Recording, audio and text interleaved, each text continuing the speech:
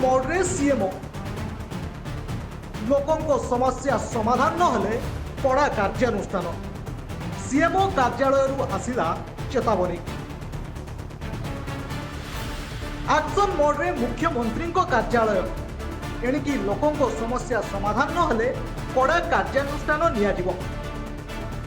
जनशुणाणी रे लोक माने आणुथुबा अभियोग एवं समस्यार समाधान न हेले एणिकी तुरंत कार्यानुष्ठान नियाजिबो। एने मुख्यमंत्री कार्यालय बा सीएमओ पक्षरु जारी होईछि चिठी। सबु जिल्लार जिलापाल SP police DG police commissioner समस्त सीएमओ पक्षरु एही चिठी पठा जायछि। किछि लोक माने सेमानंको समस्यार समाधान हेउनथिबारु बारंबार मुख्यमंत्री अभियोग प्रकोष्ठ को आसुछंती। सेमानंको समस्यार समाधान जेपरि थरकरे होई पारिबो ताहा उपरे गुरुत्व देबाकू निर्देश दिया जायछि।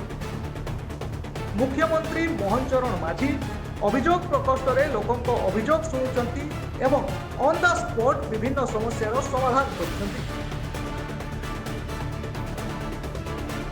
आज सुधा 9 थर अभियोग प्रकोष्ठ रे लोकंको समस्या बुझिचंती मुख्यमंत्री मोहन माझी। ब्यूरो रिपोर्ट उत्तर प्रतिदिन।